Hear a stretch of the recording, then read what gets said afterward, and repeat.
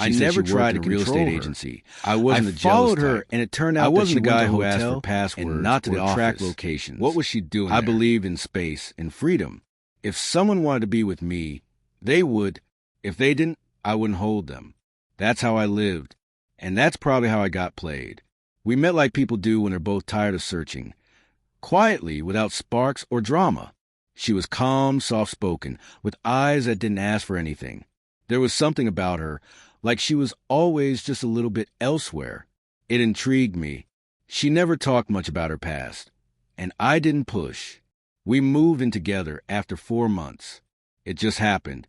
She stayed over often enough that one day she didn't go back. It felt natural. And for a while, everything was fine.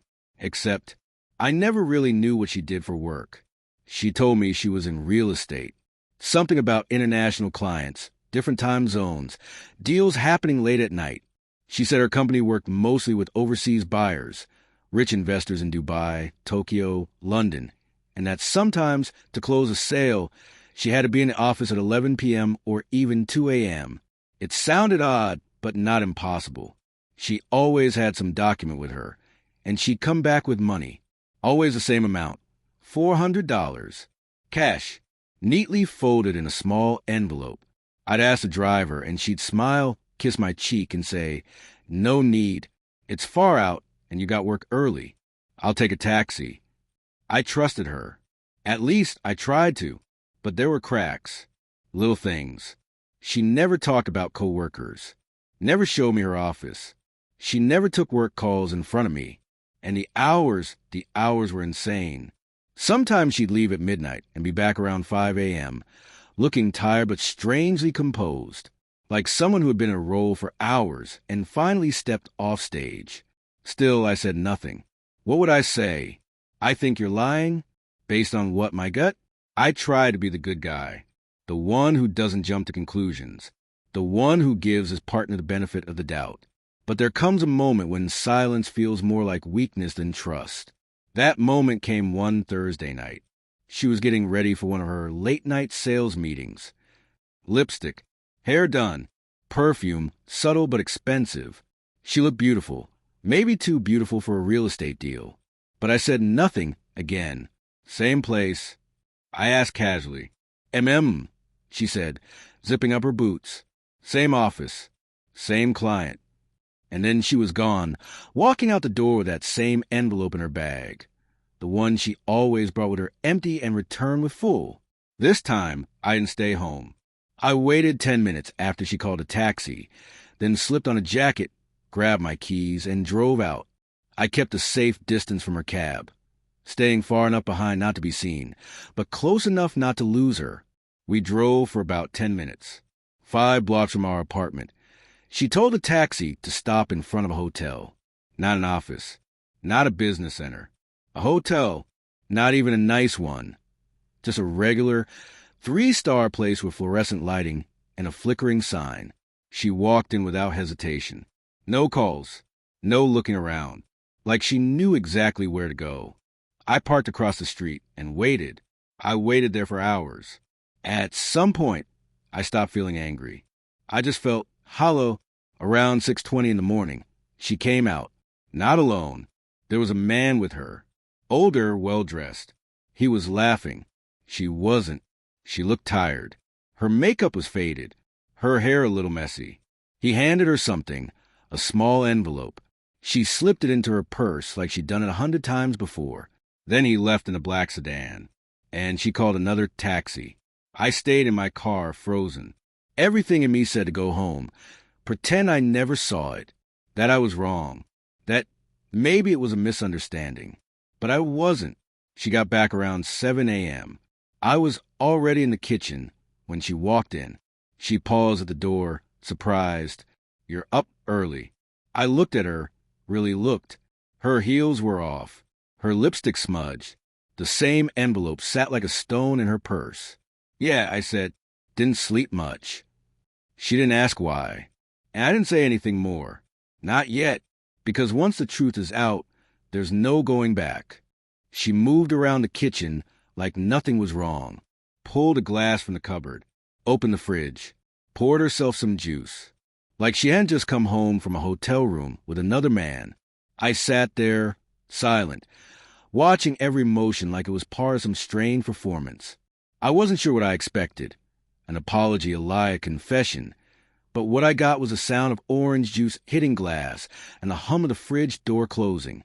"You're quiet," she said without turning around. "I didn't sleep," I said. "Was thinking." She nodded. Like that made sense. Like that explained everything. And for a few seconds, I thought I might just let it go. Pretend I didn't follow her. Pretend I didn't see what I saw. Pretend we were still two people living a story that hadn't already cracked wide open. But then she walked past me, and I saw the edge of the envelope sticking out of her purse. That same envelope. Always the same. And something inside me snapped.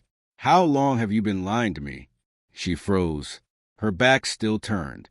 The glass halfway to her lips. She didn't ask what I meant. That silence, that heartbeat of hesitation, was enough. "I followed you last night," I said, "all the way to that hotel." The air in the kitchen changed.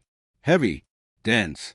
She turned slowly, glass in hand, but didn't sit, didn't speak. I waited. "Say something." She looked down. "You shouldn't have done that." That was her first response. Not "I can explain." Not "it's not what it looked like." Just blame. I stood. "Don't turn this around on me. Just tell me the truth. You've never worked in real estate, have you?" "No." The word dropped like lead. "I wanted to tell you," she said, finally looking up. Her eyes weren't angry or defensive, just tired. Hollow. "I kept waiting for the right time." "And in the meantime, you just kept lying? Every time you walked out that door, every time you came back with that envelope. Was it always the same thing?" She nodded. "Most of the time." Jesus Christ.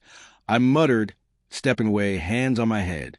I felt like I was moving underwater. My own apartment felt foreign. Her presence felt wrong now, like a stranger had broken in and slipped on her skin. "You looked me in the eye and lied." "I had to," she said quietly. "You wouldn't have stayed if you knew." She wasn't wrong. But hearing her say it only made it worse.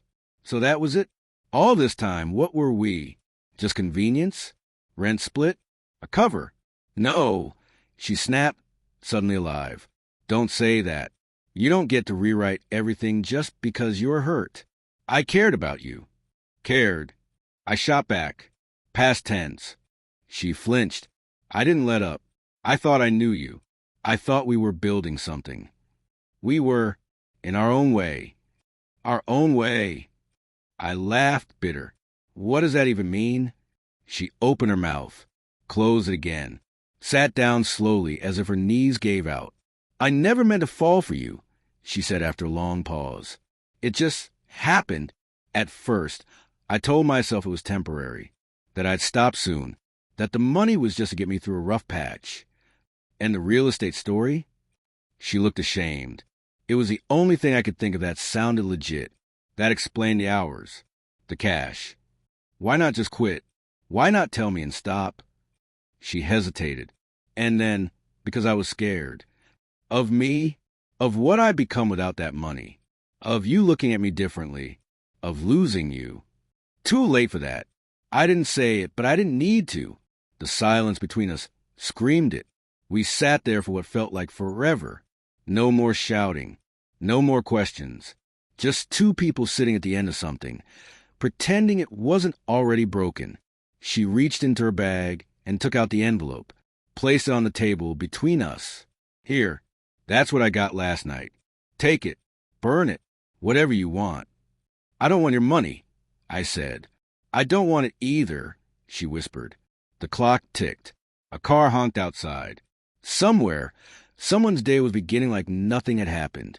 But for me, something had ended. She didn't sleep in our bed that night. I heard her crying in the living room, muffled through the wall. I didn't go to her. I couldn't, because love doesn't survive lies like that. Not easily.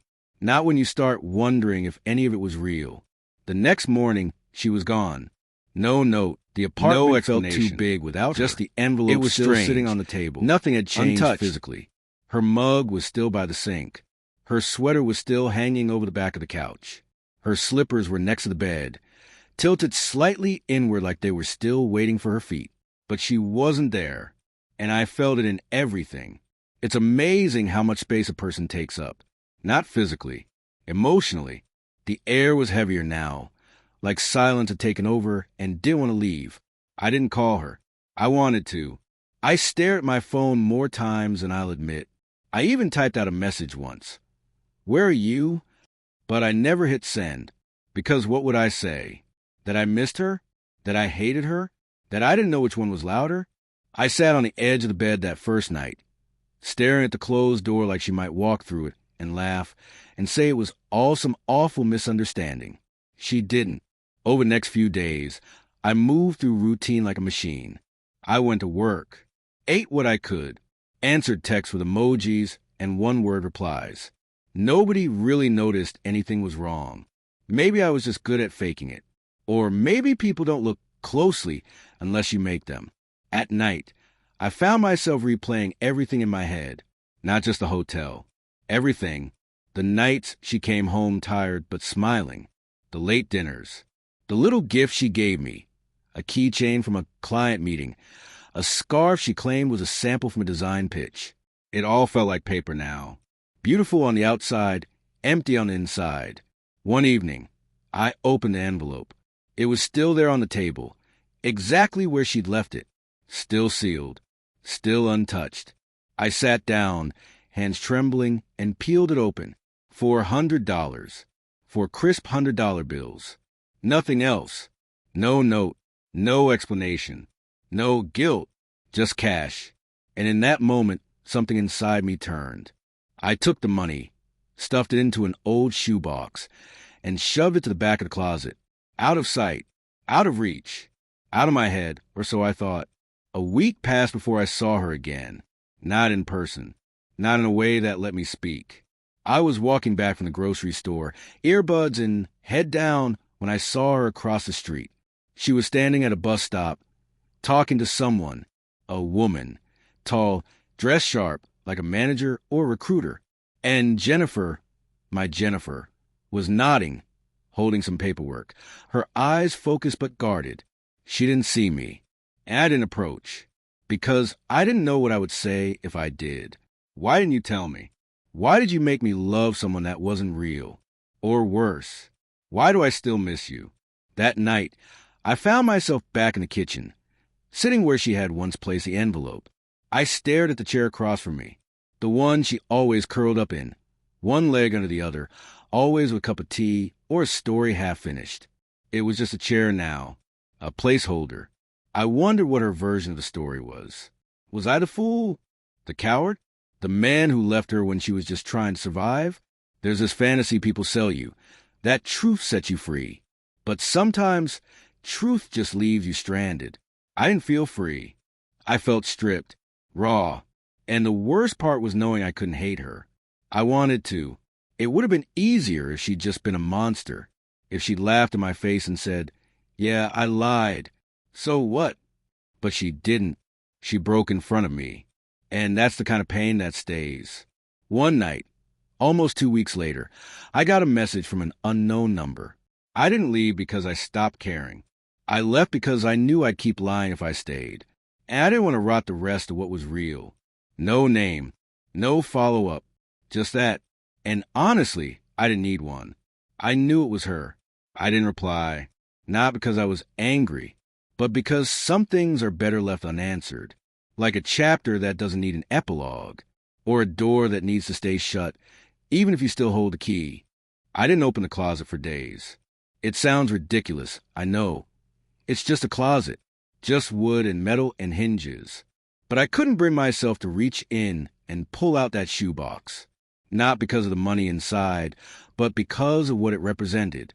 Proof, not what she did, but of how much I hadn't wanted to see it.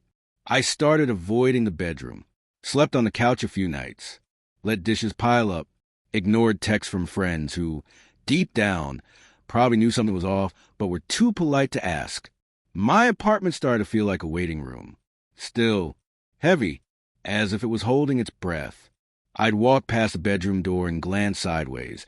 Eyes landing on the corner of the closet, like it might move on its own. It didn't. Of course it didn't. But it might as well have. Because the weight of that box wasn't just in wood and paper. It was in memory. One Saturday morning, I cracked. Not in a dramatic way. Just quiet. Controlled. I made a cup of coffee. Took a deep breath. Walked into the bedroom. Opened the closet. There it was, the shoebox, buried behind old shoes and a hoodie I hadn't worn in months. I pulled it out, sat on the floor, and opened the lid. Still 4 bills. Untouched. Still folded exactly as she had left them. Crisp edges. Clean paper. Like they hadn't passed through anyone's hands. Like they were fresh from the bank, or fresh from a man she didn't love. I held the money for a long time. Not because I needed it, but because I didn't know what else to do. I thought about giving it away. Charity. Shelter. Somewhere it could help someone who needed it more than I needed to carry it like a brick in my gut. But even that felt like a half measure. Like I was trying to redeem something I hadn't earned the right to forgive. So I put the money back in the box, and beside it, I added something else. A photo of us. It was the only one I had printed. The one from that little weekend trip we took up north. She was wearing that oversized denim jacket. I had my arm around her, and she was laughing at something I said. Something stupid. Probably. We looked happy. And maybe we were. For a while. I stared at the photo and felt something strange. Not grief. Not anger. Just gratitude. For that moment. Even if it was built on lies. Because not everything in a false life is false. Sometimes there are pieces of truth floating inside it, too. I closed the lid, wrapped the box in a grocery bag, took the elevator down to the basement storage unit I never used, and left it there.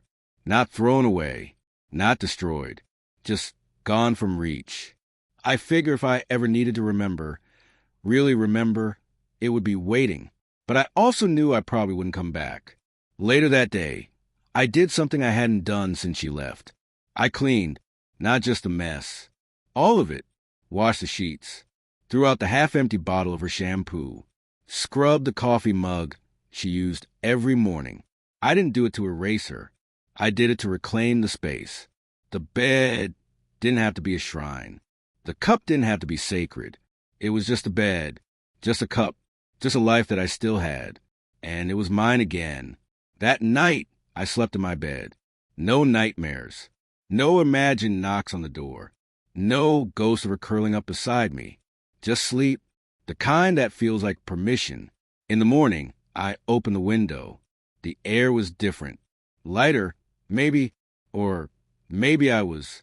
I used to wonder what I'd say if I saw her again. I ran through the scenarios in my head 100 times. Would I be cold? Distant? Would I act like I didn't know her at all? Or worse, would I crumble? But none of those fantasies ever prepared me for what actually happened. Because when it finally did, I didn't say a word. It was a regular Tuesday afternoon. I had just gotten off work early. Took a detour through a quiet street I normally didn't walk. Some small bookstore had set up tables outside, the kind with sun-faded paperbacks and mismatched crates full of poetry and travel guides no one had opened in years. I was flipping through a box of old fiction when I heard a familiar voice. Not loud, just soft and certain, like the sound of a door creaking open that you haven't heard in ages but somehow still remember. I looked up. She was there. Jennifer. Hair a little shorter now. Lighter, too, like she'd gone through phases since I last saw her. She wore no makeup this time, or maybe just enough to look like she didn't care about looking. She looked normal, human, smaller than I remembered. She was talking to a vendor, laughing quietly at something, her fingers skimming over a pile of cookbooks. And for a second, I forgot everything. Forgot the hotel. Forgot the envelope. Forgot the days I spent alone, trying to bleach her from the corners of my life. All I saw was her. Her smile. The way her shoulders relaxed when no one was watching. She didn't see me. Not then. I could have turned away. I almost did. But I didn't. Because something in me wanted to know. How do people carry their past when they think it's no longer following them? So I waited. Stood there like a stranger, letting the moment breathe. And then she turned and saw me. Her face froze. Just for a second. Not fear, not panic, just recognition. She didn't look away. Didn't pretend I was someone else. She just looked at me like she had been expecting this day, somewhere deep down, and had no plan for it. I nodded. She smiled barely. Neither of us moved.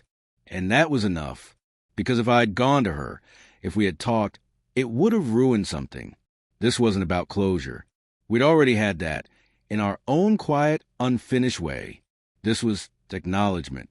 2 people, 1 history, 1,000 mistakes. Still breathing.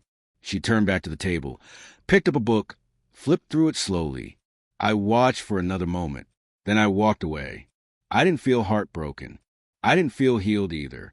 I just felt steady, like I had finally stood at the edge of something that used to haunt me, and realized it no longer had claws. She looked okay. Better, maybe, and that was all I needed. That night, I sat on my balcony, sipping coffee, letting the breeze run its fingers through the quiet. And I thought, if I never see her again, that's okay. But if I do, maybe we'll not again. Maybe that's all it ever needed to be. Some stories didn't happen right away.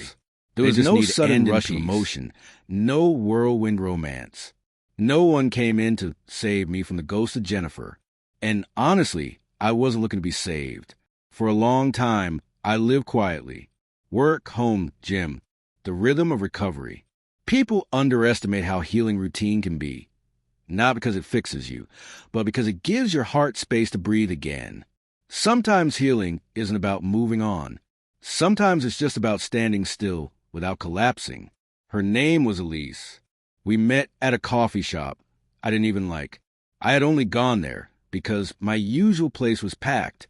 It was raining that day, one of those soft, gray rains that makes everything feel like a dream you can't quite wake up from.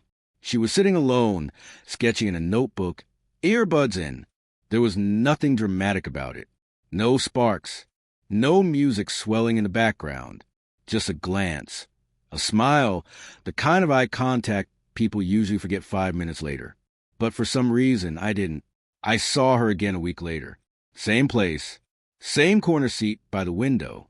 This time she had her coffee in one hand and a pencil in the other, flipping through a book of botanical illustrations. I sat nearby, not too close, just close enough to pretend it was coincidence. She looked up and smiled again. "Back for the world's most mediocre espresso?" she asked. I laughed. "You too, huh?" "Only place with real milk," she said, tilting her cup. "Everywhere else is almond this, oat that." She offered her hand. "Elise." I took it. "Nice to officially meet you." We talked for 20 minutes. Nothing deep. Favorite movies. The weather. How overpriced muffins had become. She was funny in a subtle way. Dry, clever, not trying too hard. She had that calm energy people either envy or misunderstand. When she left, I realized something strange. I wasn't comparing her to Jennifer. Not once. Over the next month, I kept running into her. Maybe intentionally. Maybe not. She was always there on Wednesdays, late afternoons. So was I. Our conversations got longer, looser. I learned she was a freelance illustrator. Mostly children's books, some educational material. She lived alone.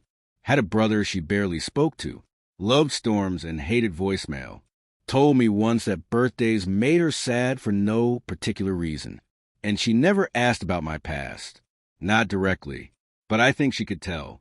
Something in the way I paused too long between answers. The way I never quite said anything in absolutes. The way I smiled, like it was something I still didn't fully trust. She didn't pry. She just listened. And that, somehow, meant more than any question could have. One evening, she asked if I wanted to walk her home. It was late. The streets were quiet. Everything felt like it was holding its breath. Not in fear, but in permission. We walked slowly. At one point, she asked, "Do you always overthink simple moments?" I blinked. "Do I?" She grinned. "You do. Like right now, you're wondering if holding my hand would be too much. If it would make things weird. If I'd pull away." She paused. Try it. You might be surprised. So I did, and she didn't let go. We didn't kiss that night, and I was grateful for that, because some beginnings shouldn't be rushed. Some should feel like the slow lifting of fog, not the sudden strike of lightning. With Elise, I didn't feel urgency. I felt clarity, and that scared me in a different way, because clarity means you see everything, including the risk. A few weeks later, we finally talked about it. Not Jennifer, not by name, but the shape of her. Elise and I were walking by the river. The air smelled like wet leaves. She stopped, looked out at the water, then asked gently, "Is there someone you used to love who still shows up in your head?" I nodded. She didn't look away. "Does it make you feel guilty?" "Sometimes," I said, "but not because I want her back. Just because I gave so much to someone who didn't ask for all of it." She was quiet for a long time, then said, "People do that. They give blindly. And sometimes they give to the wrong person so they can learn how to give it better next time." I looked at her. She didn't mean it as a compliment, just truth, and it landed. That night, she came over for first time. We didn't sleep together. We made dinner. We burned the rice. She laughed so hard she spilled wine on the rug. We fell asleep on the couch, her head on my chest, the TV still humming with some documentary. Neither of us followed. And I thought, maybe this is how healing starts. Not with forgetting, but with choosing again. I didn't expect her to stay the night. After the wine, the burned rice, the lazy couch nap, I figured she'd stretch, smile, gather her things and leave with a quick kiss and a promise to text tomorrow. But when I opened my eyes around 3 a.m., she was still there, curled up next to me, breathing softly, her hand tucked under her chin, her hair spread over the pillow like she'd always belonged there. It scared me how natural it felt. The next morning, I woke up before her, made coffee without thinking, didn't even realize I was humming until I caught myself halfway through a melody I didn't know I remembered. She shuffled into the kitchen, wrapped in my hoodie, her face still soft from sleep. "Do you always wake up this early?" she asked, rubbing her eyes. "Only when there's someone in my bed who didn't run away," I said. She raised an eyebrow. That a compliment or a trauma response? "Maybe both." She smirked and stole my mug. We didn't label anything. There was no "are we dating?" talk. No timeline. No rules.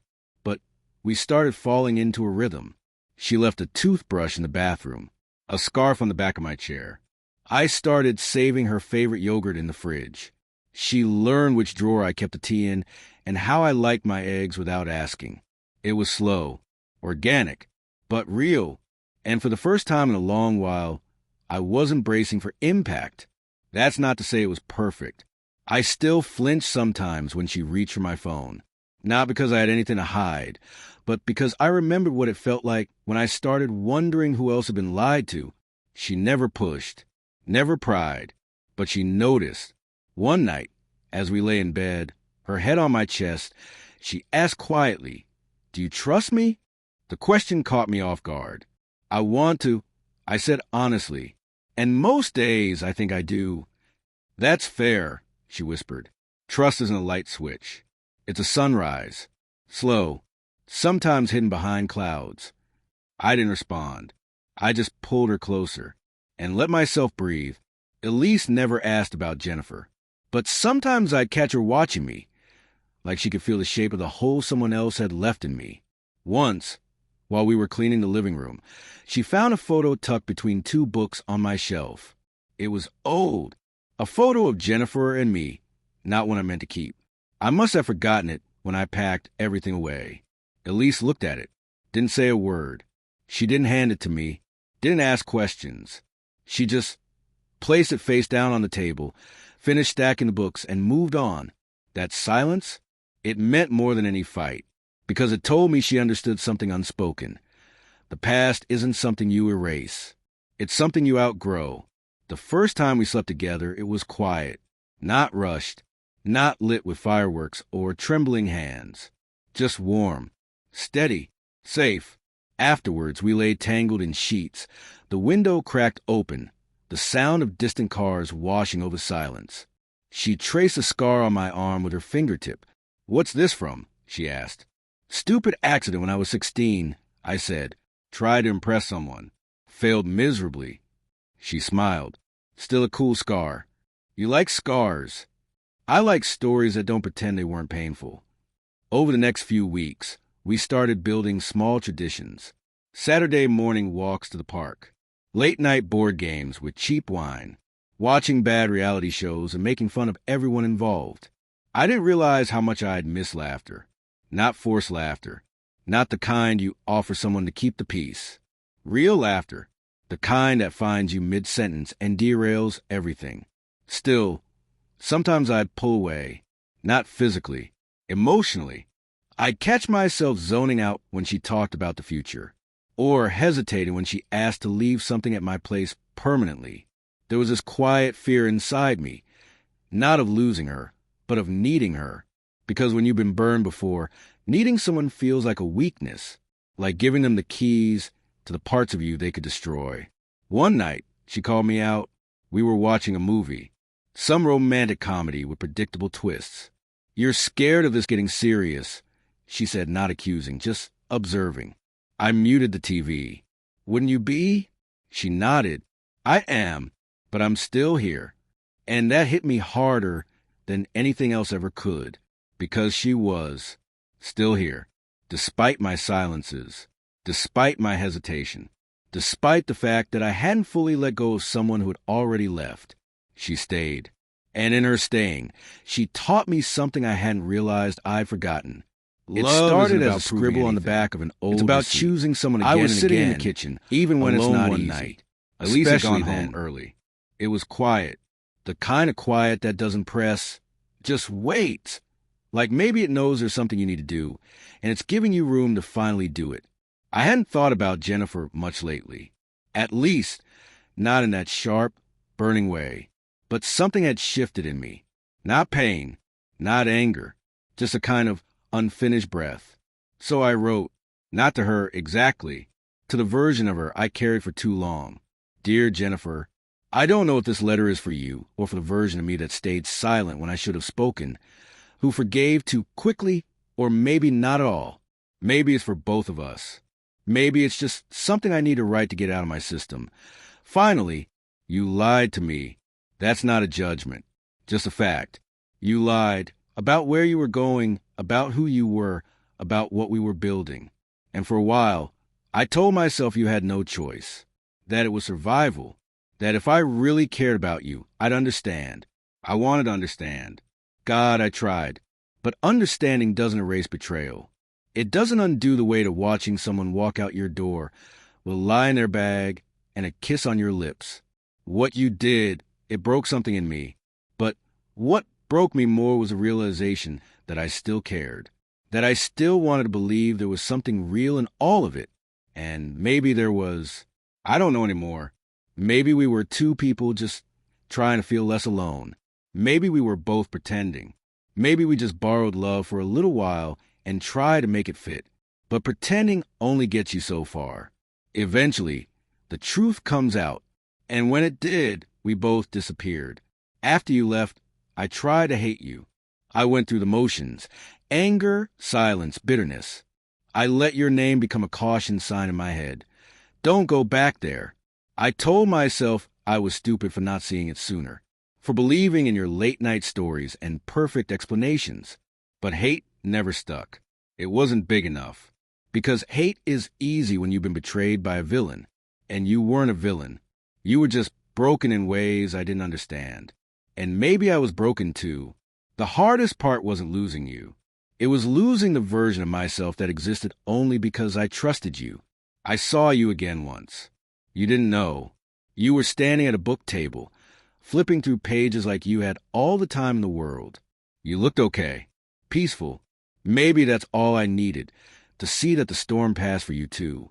I didn't say anything. Didn't need to. Because by then, I wasn't writing this letter anymore to get you back. I was writing it so I could stop carrying the ghost of who we were. I'm with someone now. Her name's Elise. She's different from you. Not better. Just different. She sees through silence. She doesn't try to fix me. She just sits with the pieces and lets me hold them however I need to. She's teaching me how to stay. Not physically, emotionally. Sometimes I catch myself pulling away, still flinching, still waiting for something to break. But it doesn't. And maybe that's what love really is. Not fireworks or grand gestures, but the soft, steady hand that stays even when you're afraid to hold it. I'm not writing this to get closure from you. I already gave it to myself. I'm writing it because part of healing is admitting what hurt, saying it out loud, even if no one's listening, especially then. So this is me saying it, not to blame you, not to beg, just to end it where it began, in honesty. Goodbye, Jennifer. I hope wherever you are now, you're not pretending anymore. I know I'm not. I folded the letter, slipped it into an envelope, and left it on the table. I never mailed it, never even wrote her address. A week later, I burned it on the balcony, watched the flames turn the paper into ash, felt nothing dramatic, no tears, no relief, no thunderous epiphany, just quiet. It wasn't planned, and for the first time that morning thinking, today I'll say it. There wasn't a perfect sunset, no strings swelling in the background, just an ordinary day, the kind that sneaks up on you with meaning when you least expect it. And maybe that's what made it real. We were grocery shopping. Elise was arguing with me over cereal, laughing, calling me a milk and sugar fraud, because I liked the cheap kind with marshmallows. I told her it was nostalgia, not taste. She rolled her eyes and tossed it into the cart anyway. We bickered like we'd been doing this for years. It felt easy, unforced. And when we got home, arms full of bags, I caught myself watching her unload vegetables like it was the most natural thing in the world. And I thought, this is it. Not fireworks, not butterflies, just peace. That quiet certainty that you're where you're meant to be. Later, we ate pasta on the couch and watched some documentary about people who raise wolves like dogs. Halfway through, she fell asleep with her head on my chest, one hand curled into the fabric of my shirt. I looked at her, really looked. Her brow was slightly furrowed even in sleep, like she was always halfway between dreaming and thinking. And suddenly, the words were there, not bursting out, just waiting. I'd said them before. I love you. To Jennifer, to girls before her, maybe even to myself in moments of panic, hoping that saying it would make it true. But this time, it felt like stepping out of a cave I'd lived in for years. This time, I wasn't saying it to fix anything, or to hold someone, or to keep someone from leaving. I was saying it because it was real, because she was real, and I was ready to be, too. She stirred, half awake, mumbling something incoherent. I smiled. I love you, I whispered. Soft, steady. She blinked slowly, eyes adjusting to the dim light, her brain catching up to her ears. You what? She asked, voice raspy. I brushed a strand of hair from her cheek. I love you. She stared at me for a moment, not in disbelief, but in stillness, like she was letting the words settle. Then she smiled, not a big one. Just that small, honest smile she gave when she was too tired to pretend. I know, she whispered back. Me too. We didn't make a big deal of it.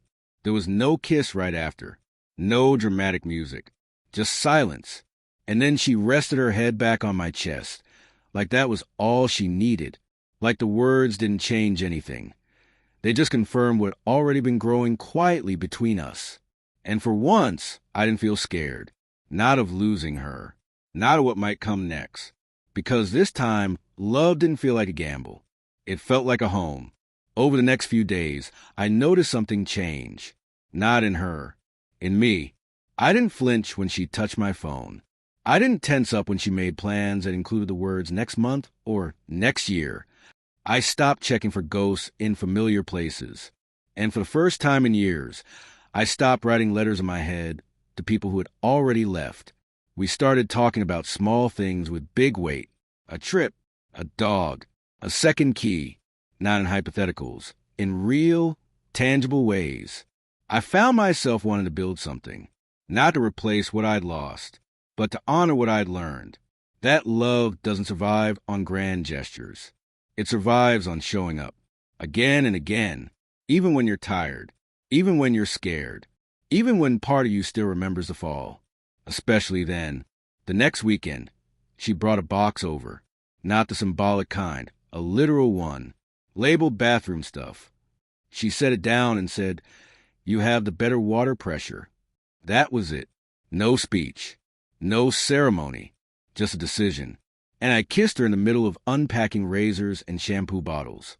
Because that's how real love enters. I used to think closure in the middle of real life. And that one day, I'd wake up and everything would make sense. The lies, the pain, the night spent trying to untangle what was real from what was convenience. I thought I'd look back and feel vindicated, like I'd finally solved the equation of us. But now I know better. Closure isn't an answer. It's a choice. You don't find it at the bottom of a fight or in the middle of someone else's apology. You find it when you finally stop waiting for a different ending and start writing a new beginning. Sometimes, when I'm walking home late or lying in bed with Elise asleep beside me, I think about the past, not like a wound, more like a scar, present but healed, a reminder of what I survived, of what I learned the hard way. I don't hate Jennifer. I don't wish things had gone differently, because if they had, I might have stayed in something that looked like love but wasn't, and I never would have made space for the real thing. Elise never asked me for promises. She just showed up every day in small ways, making tea when I was quiet, laughing when I was too serious. She never needed me to be perfect, just honest, and in her quiet, steady presence, I found something I never expected to want again, a future, not the idealized kind with Pinterest weddings and photo-perfect mornings, the real kind, with uneven schedules and mismatched socks, with shared meals, shared bills, shared silences, the kind where love stays, even when it's tired, even when it's tested, even when one of you wakes up in the middle of the night, sweating from a dream you can't explain, and the other doesn't ask why, just reaches for your hand and holds it. We moved in together officially 3 months after that first I love you. No announcement, no boxes stacked to the ceiling. She just stopped leaving. Her things found corners of the apartment and never left them. Her books migrated to my shelves. Her slippers sat next to mine like they'd always belonged there. The apartment felt warmer, not because of candles or decor, because she was in it, breathing life into everything she touched. One day, I opened the closet and saw the old shoebox again. I had forgotten it was there. For a moment, I considered pulling it out, reading the letter again, touching the past just one more time. But I didn't, because that chapter wasn't mine anymore, and I didn't need to reopen what I'd already outgrown. Instead, I slid the box deeper into the corner, not with bitterness, but with peace. Years from now, maybe I'll forget the details, the name of the hotel, the exact wording of that first lie, the day she didn't come back. But I won't forget the lesson. That real love doesn't shout to be heard. It whispers through consistency. It shows up in burnt dinners and quiet forgiveness. It stays, even when it's scared, especially when it's scared. I don't know what the future holds. Maybe we'll argue over stupid things. Maybe we'll get old and boring and start complaining about the neighbors. But if I've learned anything from all this, it's that love isn't something you fall into. It's something you stay in, every day, on purpose. And when people ask me how I really knew this time, I'll tell them, because I stopped looking for rescue, because I didn't lose myself to find her, because I never had a question if I was enough, because with her, I was already home.